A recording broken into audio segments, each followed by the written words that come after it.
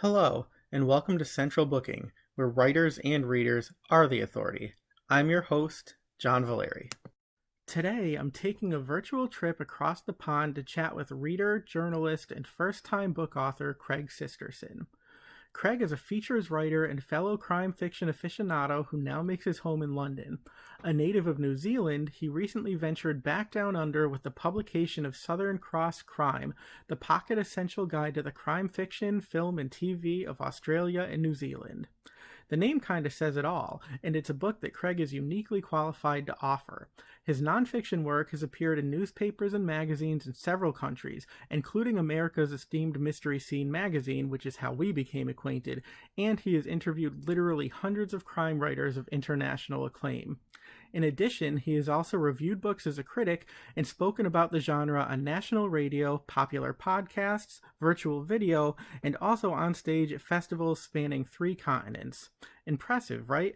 Well, there's more. Craig is also the founder of the Niall Marsh Awards and co-founder of New Zealand's first crime fiction festival, and has been selected as a judge of the prestigious McIlvany Prize and the Ned Kelly Awards. Which is to say that Southern Cross Crime is not the beginning of a storied career, but rather the progression of one that is destined to continue reaching new heights. It's no wonder, then, that the Times called the book groundbreaking and eye-opening, or that Michael Robotham deemed Craig one of the world's most knowledgeable and respected reviewers. Get ready for a crime-centric tour of the literary landscape. If you stick it out until the end, and why wouldn't you, Craig will even reveal 5 of his top reading recommendations of 2020, and all in that charming accent of his. Hi, everybody. Welcome to another episode of Central Booking. We are actually traveling to London today by virtue of computer technology. So I'm really excited to be in the company of Craig Sisterson today. He is the author of Southern Cross Crime. Notice I wore my shirt to match your book cover. Nicely color coordinated there, John. So we have some international intrigue today, which I'm really excited about. So Craig, welcome to the show. Thank you for taking time out to be here. Kia ora, John. It's lovely to be here. Thanks for having me. I guess I'm a New Zealander who's written about Australian and New Zealand crime who lives in London. So got a little bit of international stuff going on. So. Imagine that, follow that on a map. So I'm going to ask you all about this book in a quick second. But before we get into that specifically, I thought I would ask you more generally, thinking back, can you tell me where your love of crime fiction began?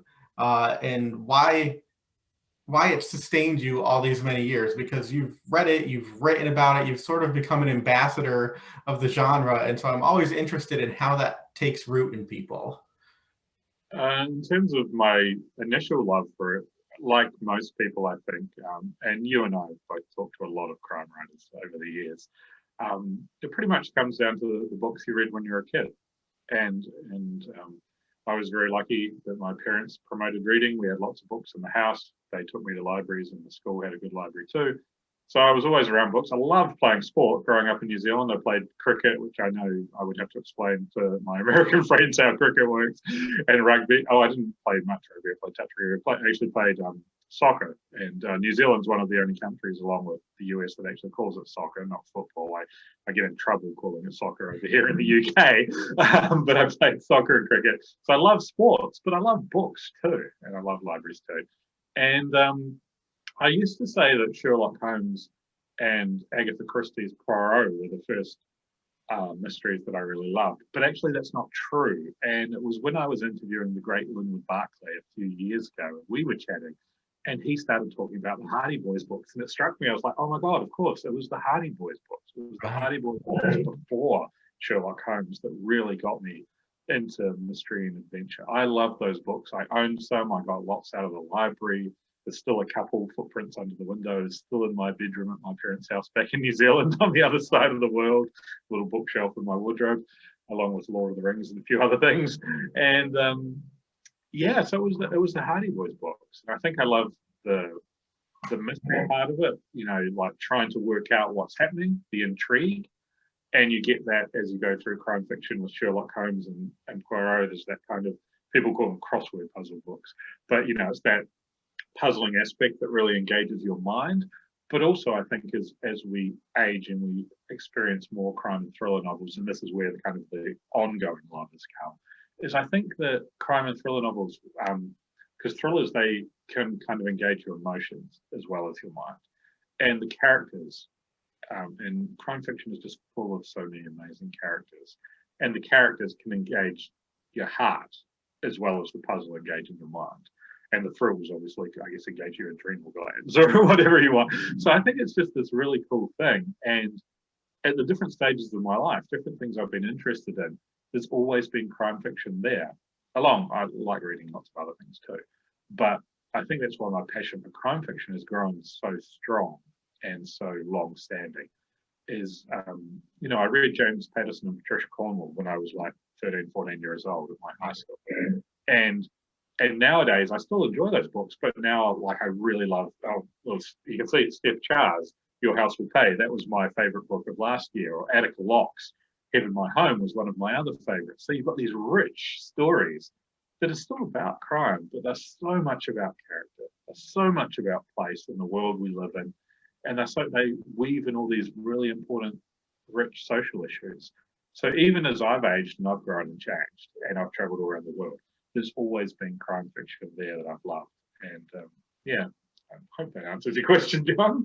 Absolutely. You just gave me a beautiful transition to my next question, because I figured with you, given that you're a resident expert today, I was going to dive deep right off the bat. And I did want to ask you because, a lot of times crime fiction, or really any genre fiction, is dismissed. Is genre fiction, in comparison to more literary fiction, whatever that actually is. But mysteries, have a really passionate readership, and they resonate very deeply with their audience. And you were just mentioning, how they really are relevant to the timeliness and social issues that are going on in the world. So can you expand a little bit about why it is that you think that crime novels are so relevant and so resonant in the world that we're living in? That's an excellent question, John. It's a topic that I've talked to various authors about on stage at festivals. I'm fortunate enough to sometimes get to chair really cool panels, whether it's at VoucherCon or Edinburgh Book Festival or Bloody Scotland, fantastic festival over here, and many others. And so I'm trying to be careful to credit people where it's due, because these aren't necessarily all my own ideas. They're things I've learned from others. So I'll try and credit where I can. And I'm pretty sure it was Ian Rankin who said crime is like the modern social novel. And it's something that several people have said, but I'm pretty sure Ian said it at times. Is that crime is the modern social novel. And I've also had several discussions with the likes of Val McDermid, as well as Ian Rankin, Liam McElbinney, Denise Minor, several Scottish crime writers. Scottish crime writing is fantastic. And they've made the point that with Scottish crime writing, which has grown really strong in the last 15, 20 years, and it's been around for decades, but it's like a lot of places, like Australia, New Zealand, like Scandinavia, like Irish crime writing, they're all really kind of come to the fore in the last 10, 15, 20 years. And one of the things that many of those do, Scandi crime fiction is really well known for it, Aussie and Kiwi crime fiction, Irish crime fiction does this too, is that they tell you a lot about the place where they're set and the people that live in that place. And so that goes back to Ian's point about crime being the modern social novel. And I think just kind of going a little deeper on that, one of the reasons, I think there's many reasons for that, but one of the reasons is if you have, and not all crime is detective fiction, of course, it's much broader than detective fiction, but if you have a detective can go anywhere. They can interview a billionaire who's involved in a case, or like a robber baron style, company executive, kind of thing. They could interview even potentially presidents or politicians or the mayor or someone like that.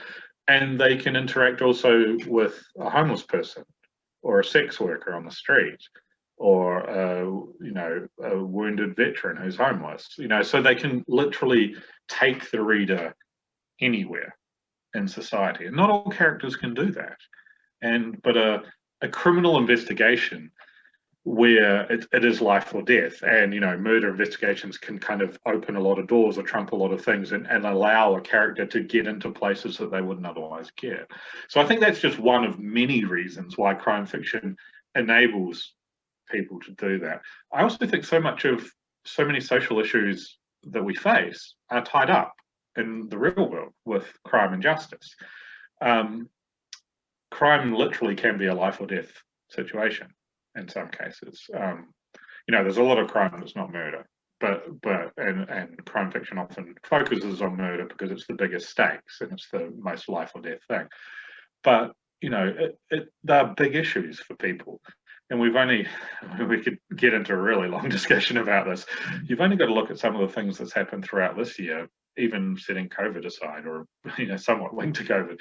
But you think of what we've had with George Floyd and other things this year, and the place of the police. And there's a lot of amazing people who are in the police who are trying to protect the community and trying to do things. And with an organisation that's that big, with that many tens or hundreds of thousands of people involved, there's also some people that aren't great, and they're meant to be the ones protecting us and serving the community. And on the flip side as well, with peaceful protests that sometimes end up not being peaceful, whether that's because of the protesters, whether it's because of right-wing agitators coming in, whether it's because of the actions of the police. There's violence and crime is very relevant to our lives. And I think most people are also very concerned about justice. We might have different ideas of what justice is or what it looks like, but I think a lot of us are really concerned with justice. And, obviously crime and criminal justice is a big chunk of justice, whether it's the court system, whether it's how power is used in society, either by companies or by politicians and people in power.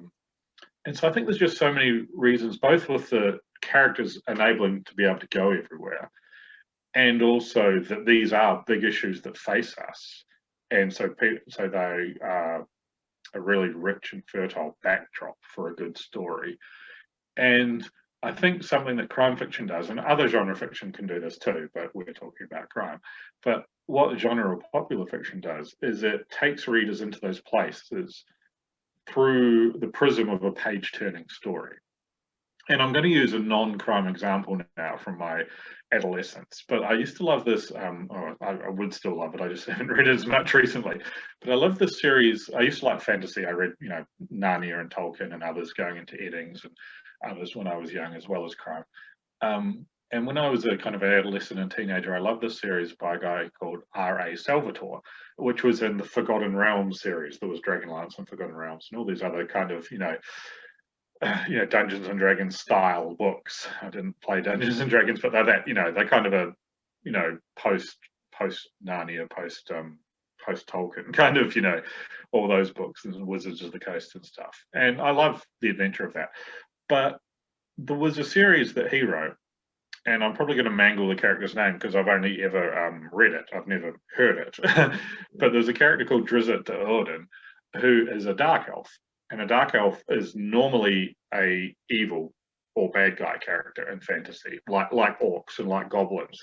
Orcs and goblins are usually an evil race, and elves and dwarves are usually leaning good, though there can be individuals who are not, depending how it's done. And so he's this race that's usually automatically seen as an evil or bad guy race, but he's actually the hero, and he's got other friends and stuff.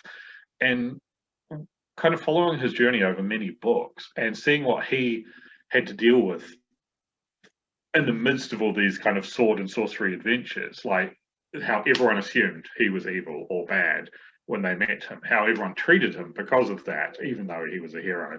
And I honestly think, John, and it's going to sound weird, but I honestly think those series of books when I was, 12, 13, 14, 15, taught me more about racism and prejudice and its impact in the real world than reading, any book that was about, with a capital A, racism, kind of thing. And I think that's what popular fiction can do, and crime fiction in particular is really good at, is that it can take readers into those kind of situations, and we whiz along on a page-turning story with a really exciting tale.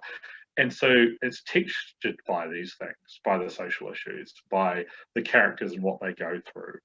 And we learn those as we go, rather than a book being on a soapbox and like lecturing us about them, which some, not all, because there's some amazing literary fiction out there. There really is some amazing literary fiction. But some kind of contemporary novels or literary fiction kind of is just telling not showing, and they're not taking us on a journey, and they're trying to make a point about a really important theme, where crime writers tell a fantastic story and also teach us about this theme along the way. I think that's kind of and right, and there's so much, subtext, and sometimes you don't even realize it until you finish the book, and then you say, wait, there was more. It wasn't just a who done it. It was, it wasn't just a how done it. It was a why done it, and all these factors that are influential in, crime. And I think the thing that I love about books, and again, it doesn't have to be mystery fiction, because like you, I will read pretty much anything I can get my hands on. Is that it can transport you, and it exposes you to cultures that you might not know, and people that you're not familiar with, and places that you might never be. And especially now, and so many of us, aren't leaving our homes, let alone our towns, our states, our countries. What better way to travel and to get to know people that we might not know otherwise. So I think it's great for, building empathy too, because you get an idea for people that you might not actually encounter in everyday life. So I feel like I've traveled greatly, even though I have not left my home in 7 months, I think empathy, the word you mentioned, John, is so important. And I wish I could remember exactly who said this to me, but it's someone that I've been talking to in the last year or two, but there's been a lot of conversation. And they basically said, and I wish I could credit it because it was a crime writer who said it, they basically said that fiction is an engine for empathy. Like, it teaches people, and that's why it's so important for children, it's so important for teenagers, it's so important for anyone in society. And we don't have to look too far to see the difference between political leaders who read a lot and political readers who don't. I mean, not getting too crazy or political at this time, but it's pretty clear cut. People who have more empathy, and they can learn some of that through reading as well as through travel and exposing themselves to a variety of people. And so books are a wonderful vehicle for that, for any of us, no matter where we live. Sure. And so, speaking of books, I do want to, talk specifically about yours, Southern Cross Crime. So before we do the deep dive into it, I just wanted to ask you, firstly, you've been a reader for many, many years. So what is it like making the transition from a reader? And I mean, you've written as well, but nothing truly long form. So this is like full-length manuscript. So can you tell me what it was like to go from reading a reader of books to a writer of books, knowing the people that you've sort of idolized and that you've built relationships with are now reading you? Because that's a pretty awesome thing. It's a very strange and surreal feeling, made even more so by the fact the book's come out this year. So it's still, I mean, it's sitting there on the shelf behind me. That's the one copy I have there at the moment, though my publishers send me a little box of more. And like, seeing you hold it up is all very cool. But, there haven't been any book festivals. I haven't signed any copies for people because we haven't been able to do physical events. There's been we did an online book launch rather than one in the London bookshop we would have done. So it's strange because I know it's real. I can see it's real, but it doesn't feel real, if that makes sense. And I think that's part of the strangeness of this entire year for all of us. And yeah, but it is interesting. It's a good question, John. I mean, like you say, I've written a lot before. I've probably had over 1,000 articles on various things published in magazines and newspapers in several countries around the world, and written lots more in terms of blogs and websites. That's just print articles I was talking about. And I guess probably the longest thing I'd written before this was like about 7,000 to 8,000 word feature on legal stuff, because I used to be a lawyer and a legal journalist. So it was still 10 times plus longer than that. So it was a really interesting experience. Writing it because I wrote it last year and then it kind of got delayed with publication this year. I wrote it late last year in terms of finishing the manuscript. And there was a bit of editing early this year. It was meant to come out in March, got bumped to September, October. I mean, I'd obviously spoken to so many authors, literally over 300 authors I think I've interviewed now for various things over the years, that I kind of absorbed by osmosis some of their advice and experiences, some of their things. So, but it's still different to experience them yourself, to realize that, getting the words down on the page, wanting to clearly say what's in your head and getting frustrating when you can't kind of make it say quite what you want on the page. Having written 20,000 words and still only being like maybe a quarter of the way through, kind of. So all those kind of things, realizing it's a marathon, not a sprint, because with a lot of my magazine articles and newspaper articles, you do all the prep and the interviews and that, but then you write them in one go, and you can't write an 80,000 or a 90,000 or a 100,000 word manuscript in one go. I mean, I'm sure some people have tried, but you really can't. Like if you had a 5,000 or 10,000 words in a day, that would be an amazing day, and you'd still need 2 weeks of that, kind of thing. So you can't really. So it was interesting to go through it while at the same time it wasn't too unfamiliar because I'd talked to so many people about it, if that makes sense. But it's certainly really lovely to see it getting into people's hands. I've had some really cool experiences, even though I'm kind of stuck here in a house in London, not doing bookshop signings and not doing events or festivals where you can meet people face to face and sign their books. But yeah, regularly over the last few weeks, there's just someone will throw a photo up, like if someone I knew in Melbourne who I followed on Twitter put a photo of them buying it in a Melbourne bookshop. It's just so little things like that are really cool, even though it still kind of only seems half real. Actually, just before we got on this call, Val McDermott, the great Val McDermott, tweeted about my book too. Oh, that's amazing. Yeah, because she'd put on a really cool video, and you can see it. It's on, I think, Book Trust Scotland on Twitter is doing, because it's kind of Scottish Book Week or Book Week Scotland at the moment, and so they're getting different authors doing things. And Val was showing people around. She has an amazing library, basically 2 or 3 rooms in her house, but it just wall to wall, floor to ceiling bookshelves. She even has one of those little ladders that like swing, that goes on the railing. Oh, yeah. Because she's, I'm 6'2". Like if you see photos of Val and I together when we've done stuff, she's quite a bit shorter than me. So I can probably reach the top shelf, but she needs a ladder. But she has this amazing like ladder that circles around the entire room, like one of those ones you see like in the New York Public Library or something like that. That's really cool. And so she posted about that, and I saw, you see a few books on a shelf, and she was telling them, and I just kind of put on like, oh my God, so much bookshop envy. I would life goal having a library like this. Oh, second life goal having my book in Val's library. Just kind of sharing it on Twitter.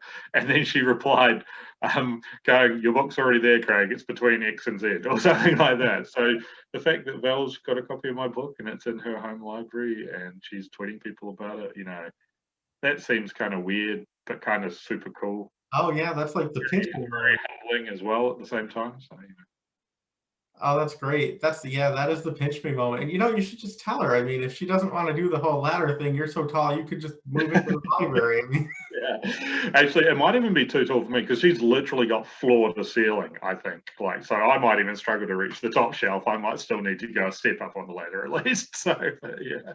Oh, that's great. If I ever visited her, which I'm sure that will never happen, but I'd probably need to be like forcibly removed because yeah, that's pretty amazing. So let me ask you too. So people who aren't familiar with the book, essentially, it's a guide to the crime fiction of Australia and New Zealand. And it's not just books. You also get into film and television.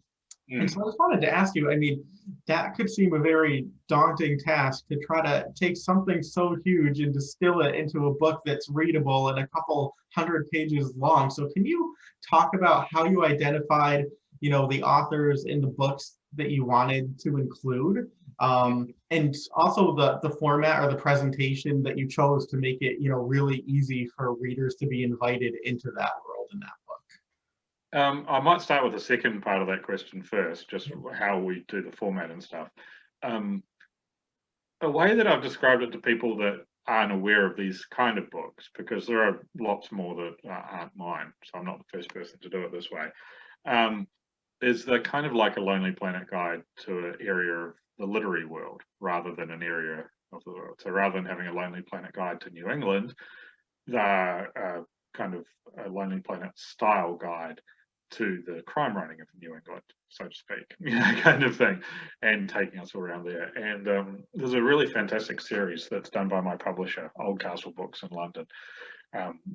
Oldcastle and No Exit, they have some amazing crime fiction writers as well.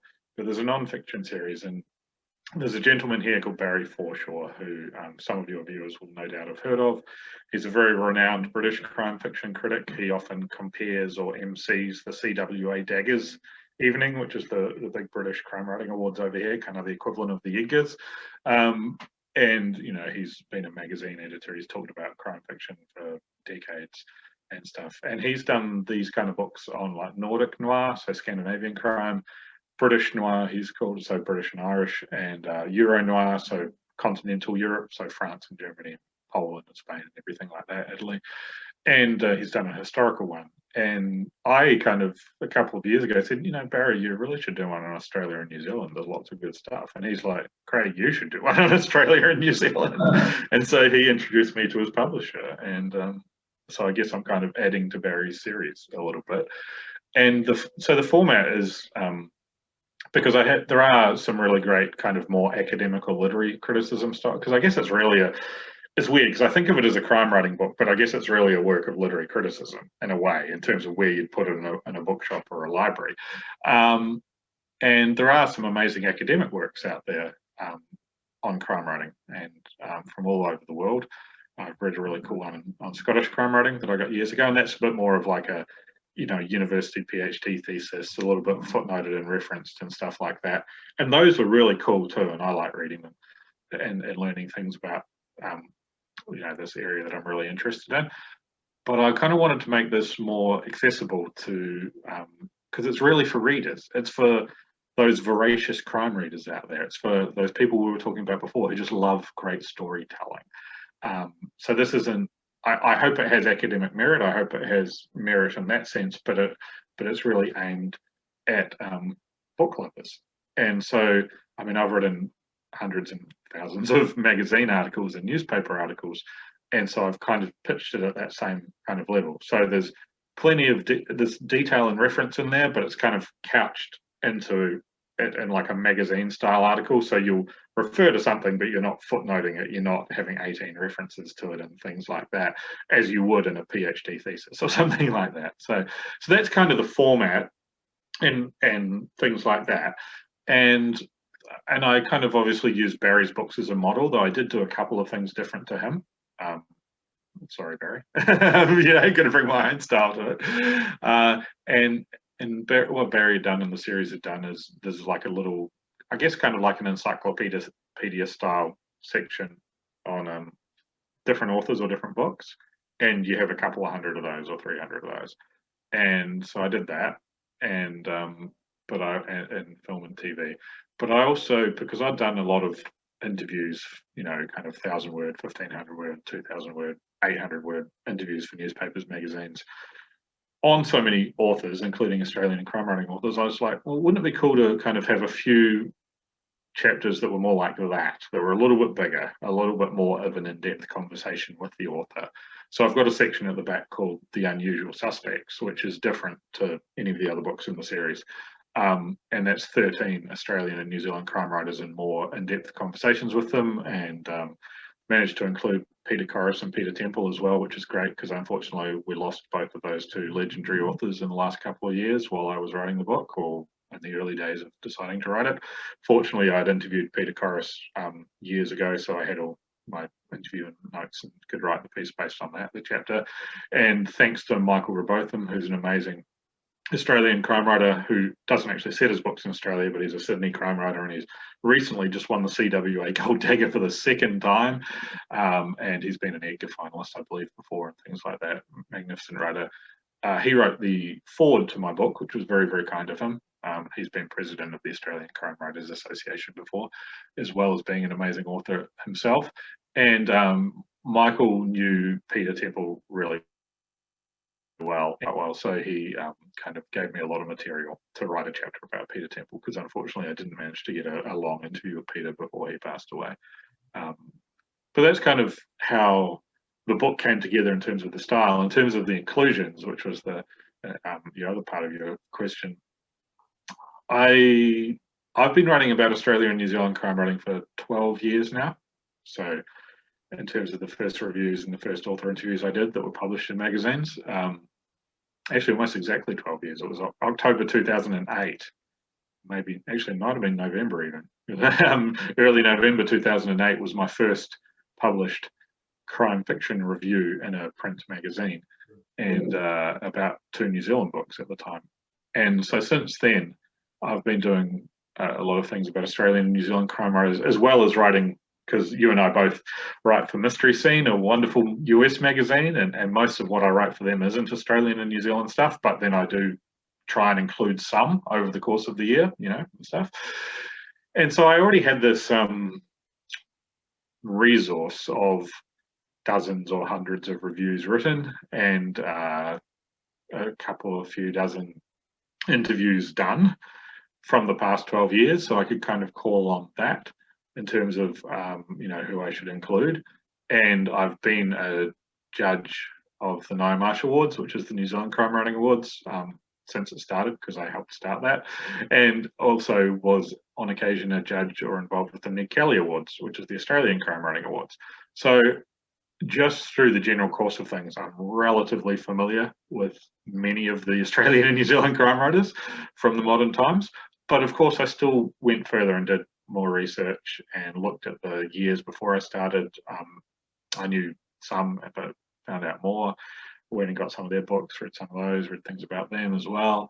And I also ran, and then I made up a big master list for myself. And I knew that I couldn't fit everyone in, because there's 250 novelists discussed and about 50 films and TV shows, and then there's probably another few dozen novelists mentioned but not discussed in detail. So 300 plus storytellers, and that's still not everyone. Right. It's not. There are others who unfortunately I didn't include or couldn't include. And so I made like a big master list, and then just tried to get a really good balance between the two countries, a fair balance of styles and settings and different kinds of stories, and the time period too. We've had a massive increase in crime writers in the last 10, 15 years in both Australia and New Zealand. People see that it's this legitimate thing. People see that it's a way of telling stories. So the new authors coming in go, oh, I can write crime fiction. It is a cool thing. They enjoy it, and they see it as if you've seen someone else do it, you can see that it as a pathway. It is something worth doing. As opposed to if you thought you loved it but had never seen anyone do it, so you don't think it's possible, kind of thing. So I made up a big master list, and I ran it past a few reviewer friends in Australia and New Zealand, a few awards judge friends, and just like, am I missing anyone? Like, that's clangingly obvious. Is there someone you think I should really include because they're awesome, but they were in the 1990s and have been kind of forgotten because they're out of print, kind of thing. So I ran the list past Sisters in Crime Australia and their president, Lindy Cameron, and some other reviewers I knew. And they helped out too, and they're in the credits. I'd done the same for Barry with some of his books. He put his American one past me and said, like, who else should I include? And I gave him a few names that I thought should be in there. And so, kind of flip side, I did that with some other people. And yeah, kind of in the end, you make choices, and I tried to be as inclusive as possible while knowing that I couldn't cover everyone. Otherwise, it would be a 1,000-page book, kind of thing. Sure. And I have to say, one of the things I really appreciate about it is, and I think you said it, it's really a very accessible book. I mean, you can think about the topic and think that it's going to be dense and sort of a daunting undertake to read, but it's not. It's fresh, it's quick. And I found that, the biggest sort of holdup for me was I kept stopping what I was reading to jot notes like, oh, check out this person, read that book. But what was really great is, like you said, you chronicle something like 250 or 300 authors. Everybody gets sort of a nice, paragraph. And I will just tip my hat to you, because somehow they all sound different. Like, you're doing the same thing over and over and over, and somehow managing to keep it fresh, which I thought was great. But something else I really found enjoyable was you give a little biographical sketch of the person, and where they're from, what area they might be writing about, what they're drawing on in their own lives that might influence their storytelling. But then you basically center your commentary on one of their books. And so I was wondering if you could tell me about that. Did you pick, the ones that were your personal favorites, or in some cases, was it just the one you happened to read by them?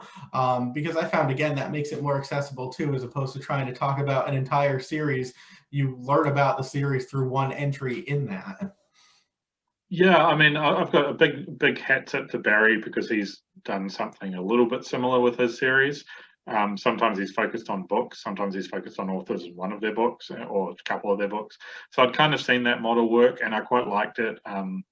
There's a couple of authors I talk about a couple of their books and stuff, but everyone I kind of try and highlight. And I guess because you and I have probably both done this before, John, where you've done those kind of listicle articles for internet places where it's like 10 authors to read or 10 books to read, and if you do 10 authors ones, you usually give like one recommended book to try first. So I was kind of doing a little bit of that, but in a hopefully a bit more of a longer form, and like I say, I was trying to give a bit of a mix of biography, synopsis of one book, and a kind of mini review. And yeah, I mean, that's hard to do in a couple hundred words on each author, but I guess I had to do it a few hundred times. But it was kind of fun too. It was fun to revisit some of these. And in answer to your question, it's a mixture, honestly. I mean, some authors have only got a couple of books. They're new, fresh voices that are coming out. I tried to think of books that people could get their hands on in some cases, because authors that have been around for 30 years, maybe some of their stuff's out of print, but I still mentioned out of print books as well if I thought they were groundbreaking or a milestone. So there's a bit of a mix. If one of their books had won one of the major awards, whether in Australia, New Zealand, or overseas, or like you say, some of my personal favorites, so yeah, sorry, that's not much of an exact answer because it is a bit of a mix in each case. I just kind of made a judgment call in each case with each author of which book I was going to talk about. So no, that's fair. But I did love, it's not tedious, it's not redundant, and it feels like one of those books that could easily become that. So, I thought that was an excellent job on your part. But did want to ask you too. Yeah, that's very kind. That's what I was aiming for. So it's lovely to hear that it's kind of come across that way. So. Oh, absolutely. And I can always appreciate someone who can avoid those, pitfalls. But I wanted to ask you too, you mentioned that there's some literary criticism to it, and you've written book reviews, and obviously what makes a good book is very subjective. So can you talk about what you think the essential ingredients are to a good crime story, or at least one that appeals to you? And then sort of on the other hand, how you deal with being a critic, and being able to be critical of a work in a way that's fair. I mean, that's another excellent question, John. Yeah, so I think what I look for, and it's probably changed over the course of my life, like when we talked about earlier, the different books I liked at different times of my life, is, and it's tricky because I'm a reviewer for magazines and newspapers, but I'm also an awards judge, and sometimes you're looking for slightly different things. Or you're looking for different levels of the same thing, is perhaps a better way of putting it. So I kind of have different hats at different times of my reading life. And it's still nice just to go to the bookshelf and pick one you haven't read and just read it for enjoyment, because you're not judging it, you're not reviewing it or anything. So that's really great too. It's got to grab your attention early on, I think.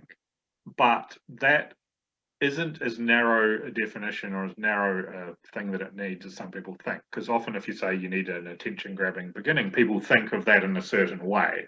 But I think there's a number of ways, and there's a far more methods of grabbing the reader's attention. So you don't have to have an explosion in the first line or anything like that. People often say, oh, I need an attention-grabbing first page, and they think it's got to be something huge, it's got to be something big. But you might grab the reader's attention by just the beauty of the writing, or the description, or an interesting character who's just a little bit off kilter or different enough to be slightly different. I particularly love, and this is not for everyone, but I particularly love when language is used in such a way that it grabs your attention because it's just fresh enough. It doesn't have to be, and this is a hard balance to find, and it's obviously personal preference of where you draw the line. But there's people who overwrite and try too hard to, we can't all be James Lee Burke, but there's authors who try and write like James Lee Burke, but they're not him. And so it's hard because I might say that James Lee Burke is arguably the greatest American novelist, let alone crime novelist. And people can debate that, but I think he's in the discussion, at least, kind of thing. But that doesn't mean I think everyone should try and write like him. And there's people who try and write like him and do the same things he does, and it just, for whatever reason, doesn't click. It's like if you hear a cover of a great song, some covers are great and give you something slightly different, and some covers sound karaoke, just like they're being the song, but they're kind of fun, and some covers sound like they're kind of doing an injustice to the song. And sorry, I'm kind of getting a little off track or going a little lateral, but I think it's when thinking about these things like grabbing attention or creating narrative drive, it's another really important thing, because you want the reader turning the pages. Otherwise, doesn't matter how good your characters you're setting are. It doesn't matter how important the social issue that's at the base of your story is. It doesn't matter how great your ending is if the reader never gets there because they don't want to turn the page. So important early things: grab the reader's attention, create a narrative drive that they want to turn the page, and then they can enjoy all those amazing things that you've done along the way. Then obviously you want to have those amazing things along the way so they keep turning the pages. But it's finding your own personal balance. I'm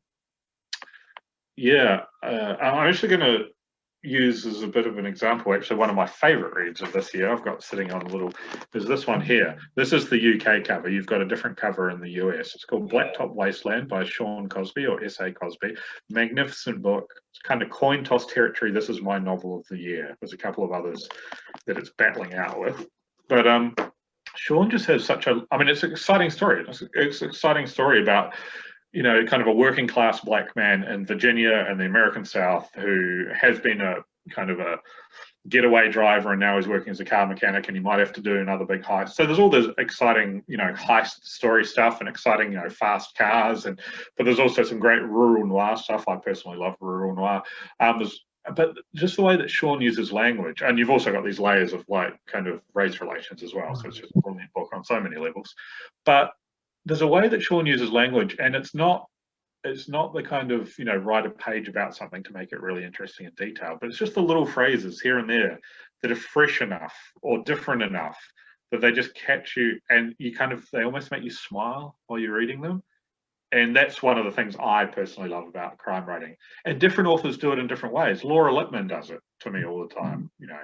James Lee Burke does it in a very different way. Michael Connelly does it completely differently to James Lee Burke, but they can both do it to you. Michael uses the little telling detail where it's just one little phrase about a character or a place that kind of, I think there was one years ago, and I just remember this because I've used it in articles talking about Michael's writing or interviews, but there's like, I think it was a Harry Bosch story, it might be a Mickey Yellow one, years ago, and Harry goes along in LA and he walks to a house where kidnapping has occurred, and he's walking along and it looks like a nice normal house, but then as he goes in there's just like a crack down the driveway, and then he carries on. But it's just little things like that that make you think something's wrong here, something's awry. It's just those little, he doesn't describe the paint of the house and what it looks like and what it's viewed. It's just the tiny little thing. And Jim, or James Lee Burke, it kind of goes the opposite direction, and he'll give you 2 pages talking about the purple sunlight coming through that's waking up Dave Robichaud and all the things that he's thinking about in terms of religion and philosophy and life and morality. And but both are great in their own ways. So authors need to find what's great for them. And you do that about, you can do your cover band kind of stuff of other authors you love and then find your own voice through that. So you're a twist on those things you love. Sorry, that's a long-winded way of me basically saying, like when I say grab their attention, when I say narrative drive, when I say have a rich character who's got interesting things going on and is a little bit different, but it's always that balance, because you've just got to make it familiar enough that people want to follow along because they like this kind of story, and different enough that it's exciting and unique and original. It's the same thing that musicians have to do. It's the same thing that other storytellers have to do, and it's finding that balance. And so that's some of the things I look for. And that was a good analogy. I never thought of it like, a cover song. And you're right, the same but different. Oh, I've heard this before, or have I? Interesting. And I wanted to ask you too, about being a critic and at times having to give feedback that might not be positive or effusive.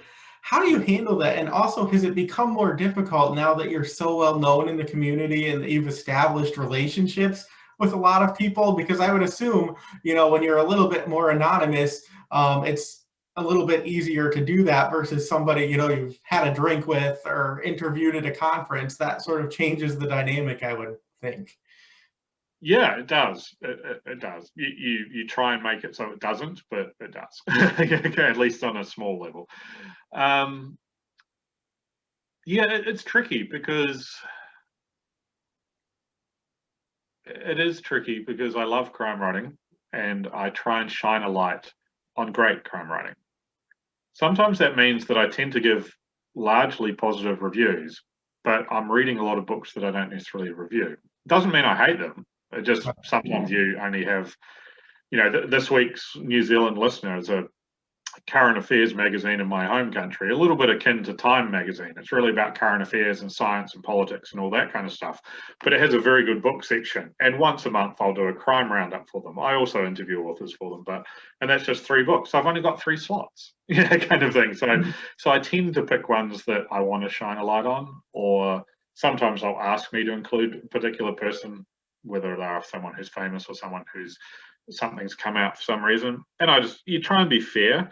In terms of being critical, because the flip side is you don't want to be a cheerleader. You don't just want to say everything is great, because I think part of our job as critics is to shine a light on great books if we're a book critic, or great movies or music if we're film or music critics, is to shine a light on really cool things that we think more people should take a look at and see if they like.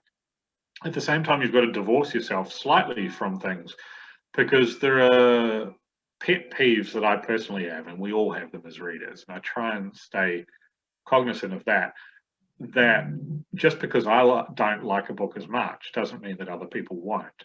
So since I started reviewing 12 years ago, and I'm not saying I've always got this right, but it's what I aim for, and I think I get it right most of the time because I aim for it, is I try and discuss books in a way where, one, you don't give away the ending. I mean, there's a whole I hate critics who do that. So I basically will just give enough of the plot to be the back cover and maybe a little bit more that's early or middle of the book, nothing too spoilery. And then I also don't like the reviews where people basically do a synopsis and then give one line. So I try and do more, which I think you've seen even in my book. Like, even if it's a small paragraph, I try and get a couple of little phrases or comments about it's in a review sort of way. And so I try and get that balance there. And if it's a book that I've found not one of my favorites, shall we say, I probably wouldn't review a book that I hated. But I'm very lucky that there are very few books that I read that I hate. And I would imagine you might be the same, John, because some of it's just personal curation in terms of we get more books to read than we can. So you make a selection. And I obviously, when I'm an awards judge, I'm getting sent books to judge. And if you're judging the long list, they've already been somewhat curated. So they tend to all be okay to excellent, So most of the books I read are okay, good to excellent. So I don't have to really worry about the stuff that I would really hate, or DNF and stuff like that. But when it comes to the kind of ones that I personally find a little lacking, that just don't shine brightly for me, I just try and be fair. And I mean, there's examples, probably more so on my blog, which has a few hundred reviews, more so than some of the magazines and newspapers I write for, because you tend to choose. You've only got 3 slots. You're not going to waste them on books that you just think are average. Just being honest, when it's print. But so for online, it's different because you've got more space and more things. And I still do occasionally review books that I just think are okay for magazines and newspapers, because I think the author deserves some attention, or that other readers might like them more than me, or it's a book that everyone's talking about and I want to give, have my opinion in the mix. That sounds too egotistical. It's not really that. But I want to not even offset the other things, but in terms of, I just think it's worth covering. It's probably a better way, that it should be covered. That I would be doing a disservice as a critic if I ignored the book. It's probably a better way to put it. But the tricky thing is the books that are kind of middling, the kind of 3-star books or the 2.5, 3-star books. Not that I'd star rate many unless I have to for a particular magazine. And when I do that, I just try and describe them, like what I liked, what that I thought was a little lacking, but just be honest about it. And so there's books on my blog where I've said, for me, and this, you'll have this issue as well, John, is things that are cliched for us because we read 100 plus crime novels a year are not going to be cliched for a casual reader who reads a handful of books. And a lot of the people we write for are voracious readers who read even more than us. But there are readers out there, and so it's like, if I think something cliched, is that really something to mark a book down on, so to speak? So I'll mention it, but I'll try and be fair in how I describe it and just say, and I've said this in reviews, I'm like, this is my opinion. I would maybe look, or I would prefer other books, but I think there's some merit here and a lot of people really enjoy it, so you're trying to strike that balance, which isn't always easy, but you aim for it. So. Sure. No, I think that's a great answer. And like you, I tend to skew towards the positive, and some people will be like, well, you write this, almost like you're a fan. And I'm like, well, I kind of am, because why would I spend all this time, reading things that I don't expect to like? And I think that, you do this for a while, like you were saying, and you tend to have a good idea about the books and the authors that are going to resonate with you. And so you tend to pick the things that you're going to enjoy, because you do want to be able to say something positive, and you want to, enjoy the reading experience for yourself. But to sort of, pivot with that conversation, I wanted to ask you too. I mean, I know that sometimes my problem is I have authors that I enjoy and types of books that I enjoy, and I'm constantly trying to, expand my reading horizons, because otherwise I fall into reading the same things again and again and again, because I know that I'm probably going to enjoy them. And that's why I love something like your book, because it's, books and authors that I've never heard of and that I do want to read. So how do you fit in, the books and the authors that you want to read and that you've been reading for a very long time, but still discover fresh new voices? Because, I mean, you have a child, you write constantly, so it's a balancing act between reading, writing, and doing all of the other things that you need to do in your everyday life. Yeah, I mean, it is. I was very fortunate that when I started writing for magazines and newspapers first, and then within a year I started my blog. So that was late 2009, and blogging was semi-popular then, not quite like it is now. It's kind of gone through roller coasters and crash. And I basically started it as an overflow thing. One, because I was writing like 200-word reviews for one magazine, and I was like, well, I wouldn't mind saying a bit more, kind of thing. And another reason was that some of the authors I was interviewing didn't have websites at the time.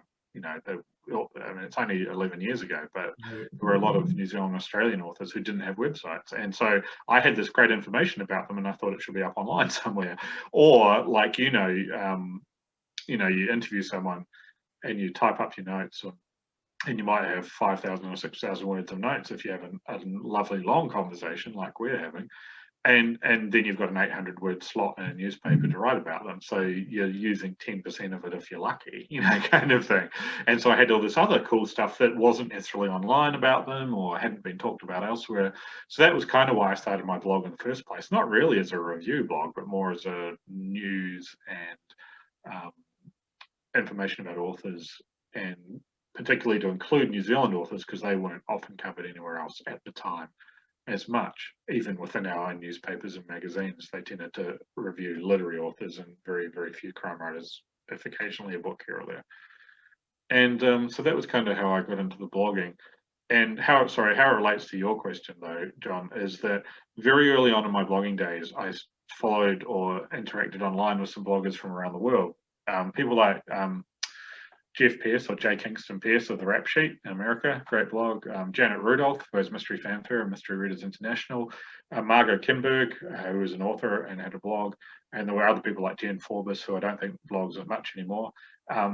and then obviously along the years I've discovered yourself and Christopher and many others, but like Ali Karim and Untitled and others in the UK, Barry Forshaw, who had more of a website than a blog, and I kind of tried to make mine kind of a semi-website rather than just a personal blog as well, because I'm a newspaper journal and stuff. And but very early on, there was a little group of bloggers who I got to know online, and they did a global reading challenge every year. So sorry, this is a long-winded way to get to answer your question, but they did a global reading challenge every year, and the whole idea was that you read at least one book from each continent, and or if you wanted to do the higher levels, like 3 books from each continent from different countries within that continent.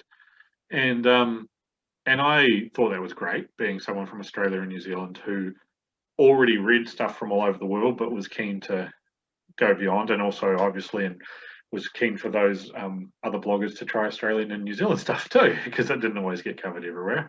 Some of that because the books weren't available very easily, and some of it because, you know, they weren't as famous or whatever.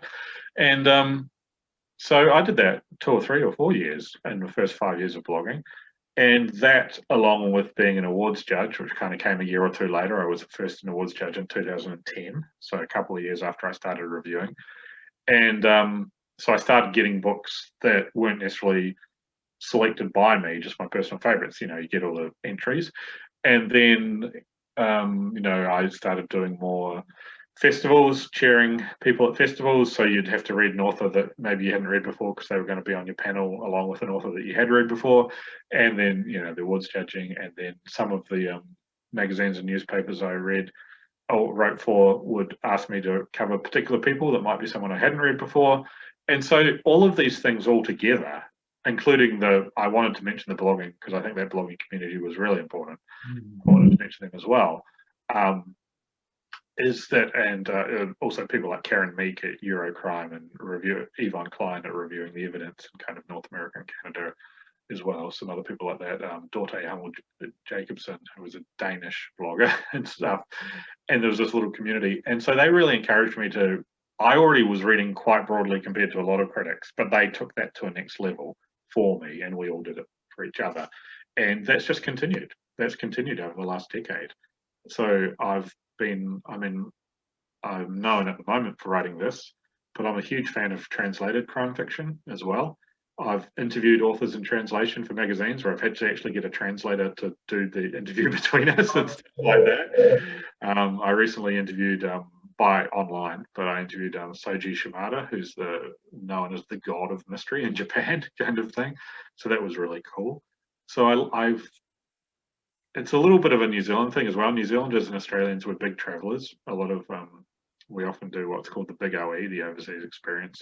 It's kind of a rite of passage. A lot of Australians and New Zealanders do travel overseas, so it's part of our culture. It's part of, not that everyone does, you know, it's a question of degree, you know, more people than other countries, but still lots of people don't.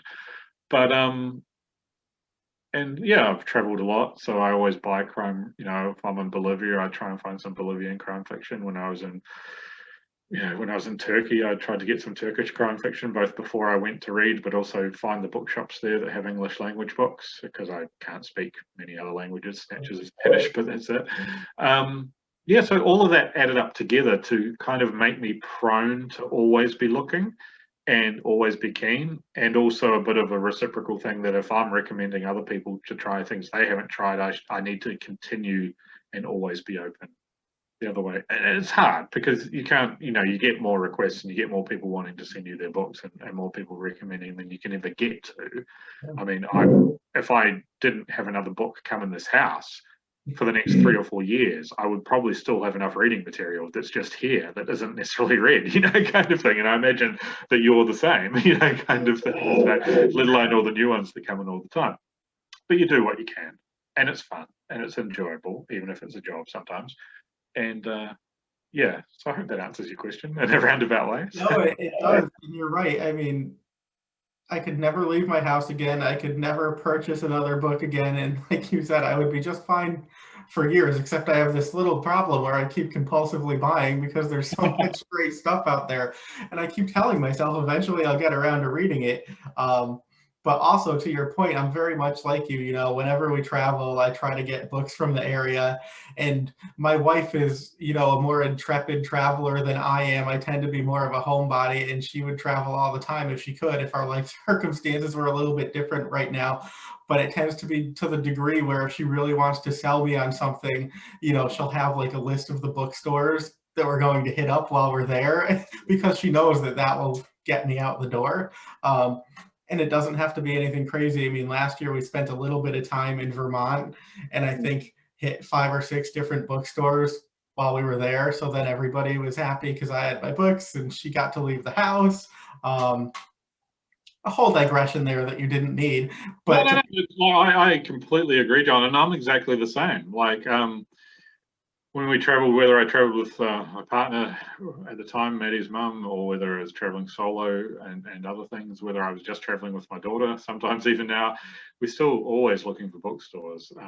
Yeah, and I've traveled a lot over the last, because actually when I started doing this, I just got back from a year-long round-the-world trip, including 6 months backpacking in Latin America, which is where I kind of, not rediscovered, because I still loved reading, but where I kind of really got my reading churning again a lot, because I'd been a lawyer for 4 years and I still read 10 or 15 novels a year, but I wasn't reading dozens a year because I was working as a lawyer and stuff. But I was still, for my colleagues at the law firm, I was still a reader. You know, I still read a lot.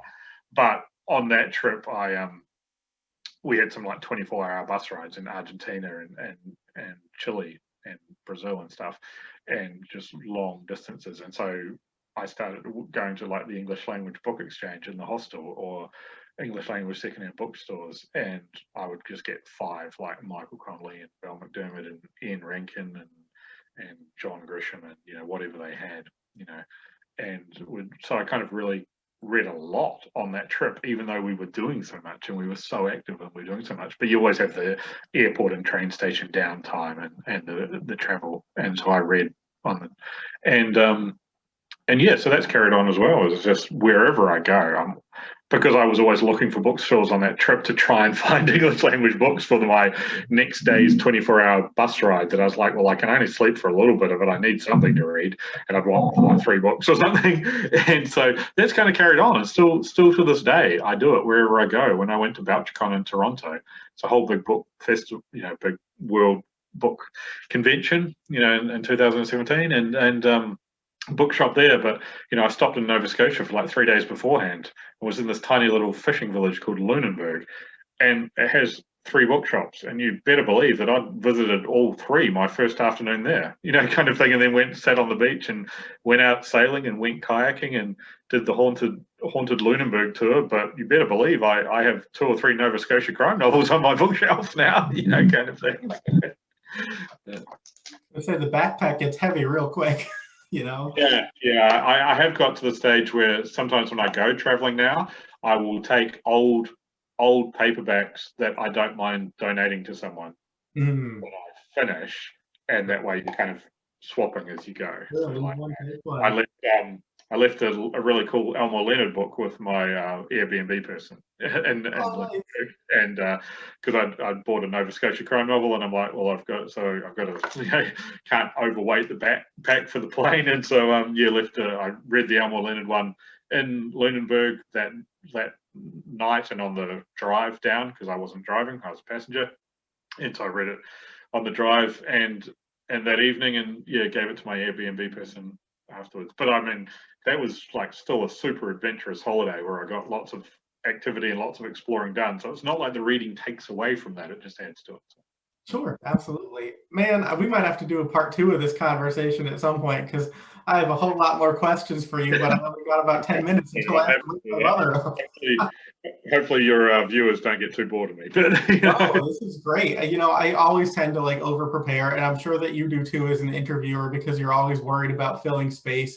And what tends to happen is you get far more, you know, than you need. Like you were saying, when you do your interviews and you have to take all this great information and condense it into something very brief, it's like somebody gives you like this amazing quality clay, and you have to like shape something worthy of it, you know, knowing that you're leaving the great majority of it as like scraps on the floor. But before I let you go, and I would love to do this again at some point, if you wouldn't mind sitting down and having like a continuation conversation. Yeah, no, that'd be great. Happy to chat anytime. So. Yeah, but I know you have recommendations, so I want to ask you about that. But before I ask you about that, sort of to piggyback on your commentary, you know, about how we're able to stay connected and how you were able to use, you know, blogging and blogs to discover sort of new authors all the way around the world. For readers, you know, who are sort of in an insular situation, but who want to become a little bit more engaged, you know, with other readers or with people who write the books that they're reading,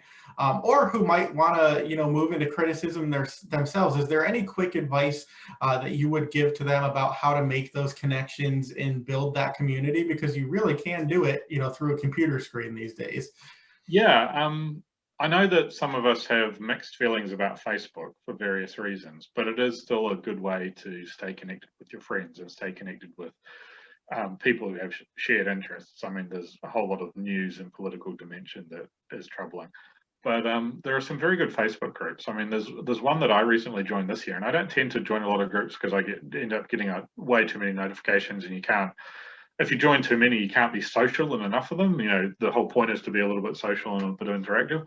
But I did join a new one this year called UK Crime Book Club, because a few friends invited me to that, and that has like 13,000 members. And yeah, obviously not everyone's hugely active, but they've had these Zoom style interviews and other things going on. There's always recommendations going up, and that group's managed quite well because I have been a member of other Facebook groups at times, and then they just become a whole lot of authors putting their Amazon link there repeatedly, and it's just you got to scroll through it to get to any conversation. And the whole point is to have interaction and conversation and recommendations. So there are some very good Facebook groups, and so just search crime fiction book group or crime book group or mystery lovers or something.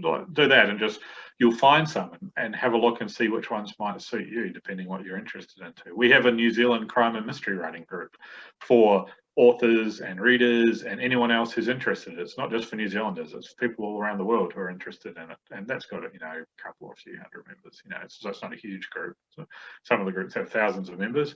But sometimes it's good being part of a small group. I'm also part of a small group of Auckland crime writers because I used to live in Auckland, and that's only like 30, 40, 50 people. But it's very interactive and there's lots of discussion going on. So find the one that suits kind of what you want.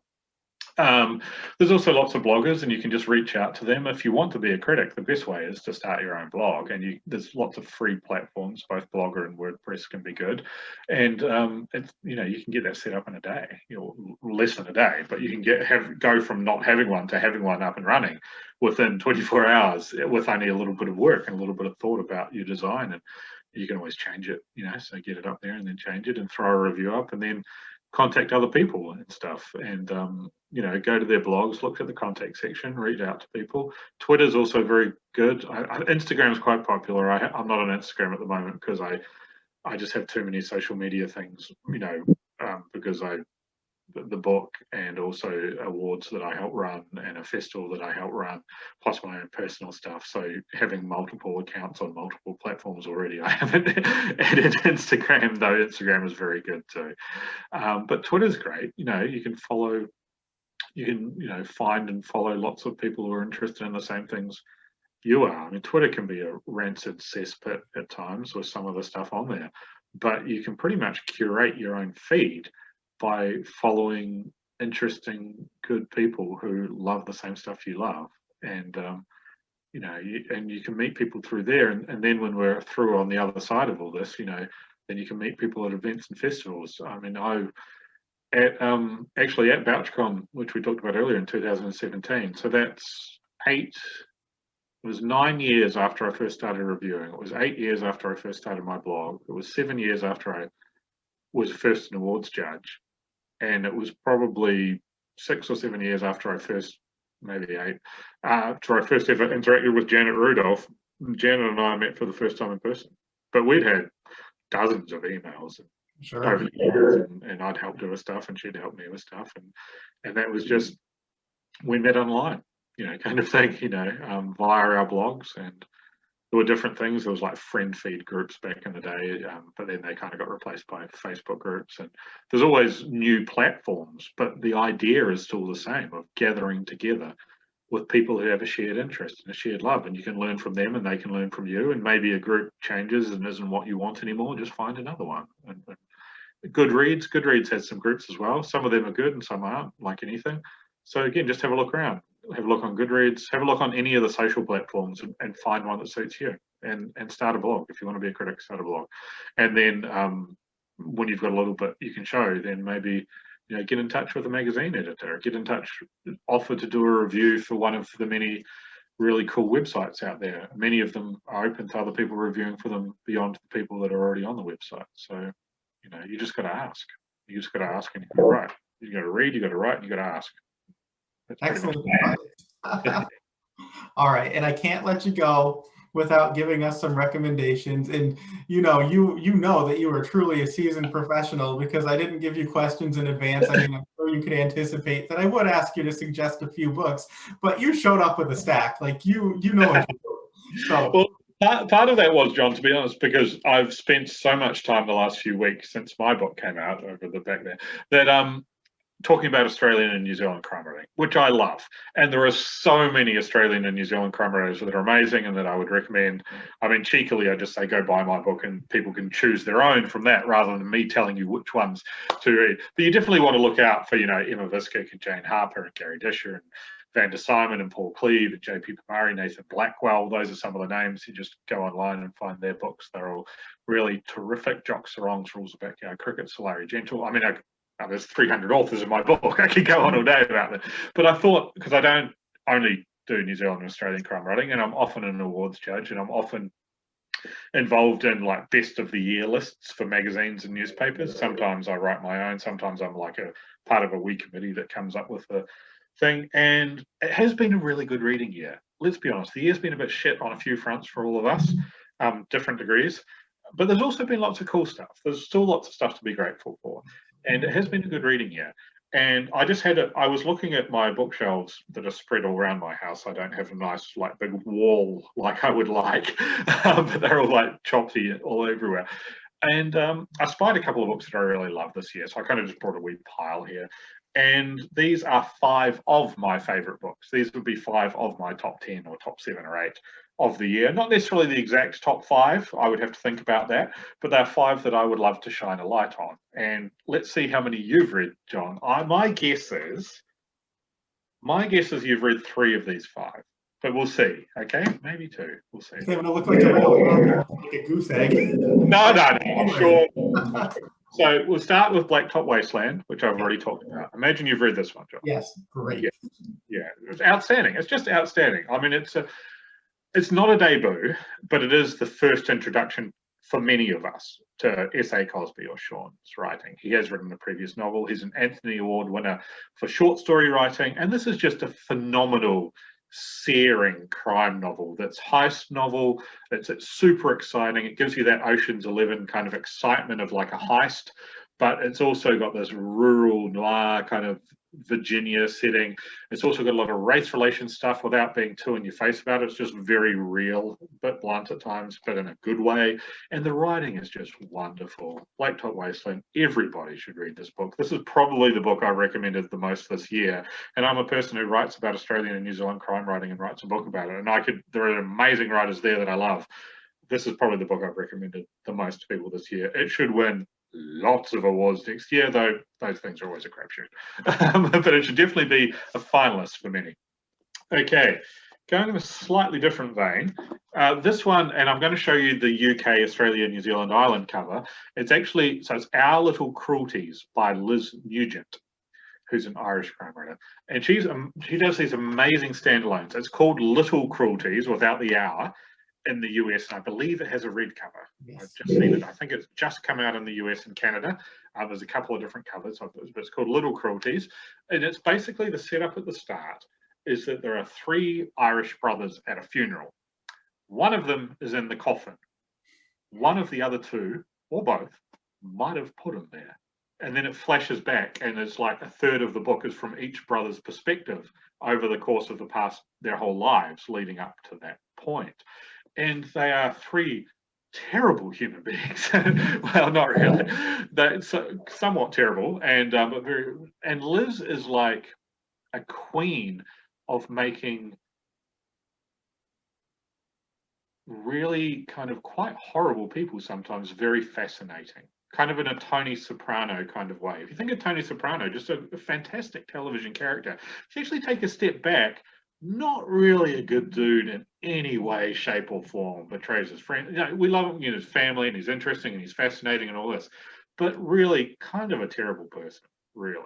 And Liz is great at doing those kind of characters. And in this one, she's kind of got three of them. And there's all the kind of sibling rivalry and everything else. And it's just a wonderful, probably more of a psychological thriller, but a really wonderful psychological thriller now out in the US. So definitely put that on your reading list. I was going to say, and while you pick up that next book, I'm going to put in a quick plug for Mystery Scene, which we're both fortunate enough to write for, because the new issue just landed, and it's the annual Mystery Lovers Guide. So if you're looking like for holiday gifts for your mystery lovers, but you also profiled Liz Nugent for that magazine, and I read the profile this morning. It is fascinating. So yes, you're going to want to read that book and everything else that she's written. Check it out. Okay, book 3. Okay, curious, this is one that maybe you've read. It actually came out in the US last year, I believe, and got a little bit of praise, a little bit kind of like Sean this year, but this person was last year.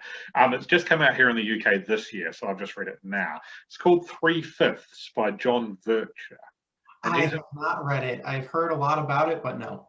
Yeah, I think it might have been shortlisted or longlisted for some awards, and I saw some good chatter amongst the kind of, the bloggers and the aficionados and the awards judges. Doesn't necessarily mean that it was widespreadly available in stores. Again, this is its UK, Australia, New Zealand cover. It has a different cover in the US, but it's called 3/5 by John Vercher. This is a debut.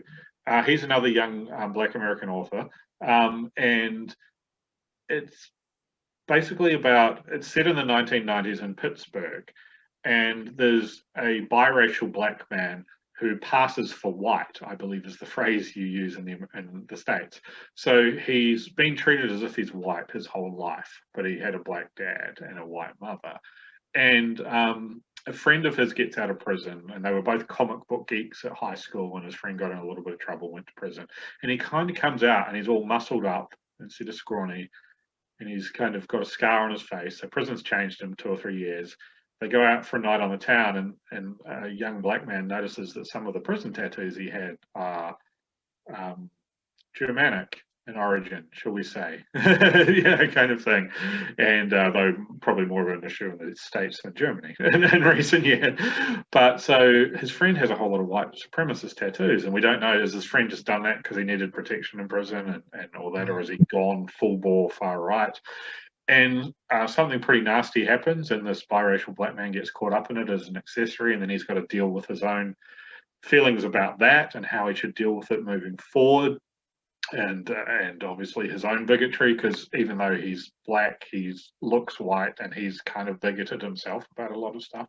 And it's set in the 90s, so you've kind of got the whole, the kind of LA riots, O.J. Simpson, all those kind of things going on, around the time of black and white in the courts. And it's just a really phenomenal book. And like Sean's books, there's just some really lovely writing. And this was actually recommended to me by a fellow British reviewer. Well, I'm in New Zealand, but I'm in the UK, kind of thing, called Paul Burke, who writes for a number of magazines and others. And he saw how much I like Sean's book, Blacktop Wasteland. He's like, oh, if you love that, you want to read this. And he was so right. This is in my top handful of books for the year, definitely. John Vercher's 3/5. Next one, again, is a maybe you might have read. No. Oh, okay. So I think you're going to be 1 out of 5 then. These are the 2. No, but that's okay. What's it giving me for Christmas? Yeah, this one. Yeah, this is actually a US hardcover. It's actually not available over here in the UK, unfortunately, in a UK kind of edition.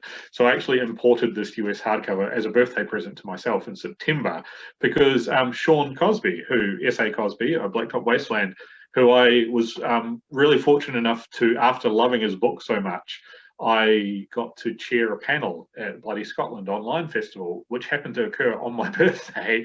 And so my birthday present was, I was talking to Lou Burney of November Road, Denise Miner who's less dead in so many other amazing books, Sheena Kamal and Sean Cosby. And I just, by fluke, I got given that panel to chair. So that was a wonderful present. And while Sean and I were talking in the green room, it was kind of an online green room, and we were chatting about books we loved. I'm not sure if this actually got shown on the thing, but he recommended this book to me. He thought I would love it if I loved his book and others. And he was right. And the irony for Sean is that I might be coin tossing between his book and this one for my novel of the year. So he might have shot himself in the foot then. But it's called Winter Counts by David Hesker Wombley Wyden. And I'm sorry, David, if I've mispronounced that. I've only seen your name written. I haven't heard it, so I do apologize.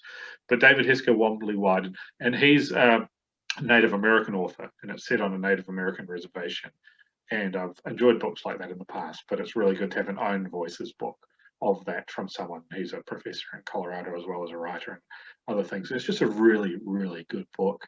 So this one, I don't want to give too much away, but basically there's a man, I should check his name actually. Yeah, make sure, yeah, I was right. Cool. Virgil Wounded Horse is his name, and he's kind of an enforcer on an Indian reservation or a Native American reservation. He actually terms it Indian and stuff in there. And he gets caught up in things when a cousin gets involved in some drugs related stuff, and some other things might be happening on the reservation, and he gets pulled into it and investigating. And there's things with the tribal police and things with the federal police who are outside and what they will and won't do, and Native American life and in Indian reservations and Native American reservations. And anyone who's watched Longmire, which I think is a wonderful show, you got a little taste of that in this, and this is like a whole book of that kind of part of it, written by someone who's Native American himself and is a very, very good writer. I would highly recommend this to people. So Winter Counts. So, and then the fifth one I was going to choose for you is a British one. I don't think you necessarily will have it over there in the UK, that you can order it. It's not necessarily going to be stacked high in the bookshops, but I do believe it's kind of available. And it's called Hinton Hollow Death Trip by Will Carver. And I'm not sure if Will Carver is an author that your viewers will have heard of before. He's a British author. The reason that I love this book is that it's a small town English village mystery in terms of bad things happen in a little village that's outside, an hour or two outside of London. And it's got a cop and it's got a detective. And so it's all that classic setup, but it just completely flips it all on its head. And Will does this a little bit in his books. And he's done it in the past couple. And this is kind of the third book of a trilogy, but I've actually got the other two, but it's actually the first one I've read of it, just when you get to different books and stuff like that. And it didn't matter that I hadn't read the other two, because I could get enough from it the way he's written it, and it didn't spoil it too much. And I am going to go back and read them. So this kind of concludes that in a way, but it's a standalone, but it's part of an arc with this character. And there's a lot of really interesting things about this book, but one of them is, even though there's this main detective in it who's trying to solve some bad things happening in this small town, and he used to be a London cop for the Metropolitan Police here, and some bad things happened, and he's gone kind of to this little village to kind of recuperate and take things easy, and obviously that doesn't go well, as it never does. And so there's all these classic crimey tropes we're used to, but the book is actually narrated by evil itself. So there's kind of like, I guess, like a Grim Reaper-esque narrator who is evil itself, and they're going around and encouraging, cajoling, nudging people to do these things. But are they doing it because they've been nudged, or are they doing it because they always wanted to? And then you've got this cop story going on, and there's other things. And I don't want to give too much away, because there's a lot going on in this book. And but it's really well done, and using a conceit, if you will, kind of like that, could go so horribly badly. But I think that Will is such a good writer that he makes it work. And it's what we would kind of in Australia and New Zealand would call a Vegemite or a Marmite book. I think they use the phrase here as well, where it's like some people might love it and some people might absolutely hate it. It's not, you're not going to get a lot in the middle, kind of thing, just because it's doing things so differently. I really loved it. Some fellow critics and reviewers I know have also really enjoyed it. So I think some of your viewers would really love it. So it might not be for some people, and that's cool.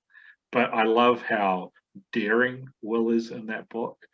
and that he makes it work and he balances it so well, because he was walking a tightrope and it so could have gone badly. And for me personally, I thought he did it well. So. Oh, that's excellent. That's top of my list. But I feel a little bit shamed. I'm 1 for 5, 20%. There we go. Ish. Oh, John, sorry. There we go. I should screenshot that, actually, shouldn't I? But, yeah, I'm totally going to take a snip of that, because, if people need to buy gifts for the mystery lovers in their life, I think you just gave them a great little lowdown, a little tutorial there. So Craig Sisterson, thank you so much. I realize my lighting has gone really wonky, which is weird because it's so bright that I can barely see, and yet I look like I'm living in darkness, which I guess is maybe appropriate for the conversation we're having. But I did want to mention one more time, Southern Cross Crime. You should check it out right now, because even though you might not be able to leave your home, what a great way to travel the world and explore places that you haven't been. And Craig, I really appreciate your time, because you were like the man. I've been following you for a very, very long time. So to be able to have the opportunity to sit and chat with you has been an honor. And I do hope we get to do it again. Oh, I would love to. It's been really great. And I've got to say, John, that's very kind of you. But like, John is like, for those, I'm just talking directly to your viewers now, John is an excellent writer and reviewer too. I've loved so many of his feature articles in Mystery Scene, and I'm proud to be part of a magazine edited by Kate Stein and Terry Dewar and that, who are part of it. But to be alongside people like Olin Codjul, and I'm sorry if I mispronounce your name, Olin, because I've never seen your name written down, and John, it's just really cool to be part of that community. And I always enjoy John's articles. I always enjoy Eileen's articles as well. And so thank you very much. It's been lovely chatting today. So. You as well. Thank you so much. That was very kind. All right, so you'll check your bank account balances. They'll go up a little bit after those nice words. Thanks so much, Craig. Stay well and keep at it, because we'll be looking to you for more recommendations soon. Cheers, mate. You have a great day. That's it for this episode of Central Booking. Thanks for watching, and be sure to subscribe to our channel so you don't miss a thing.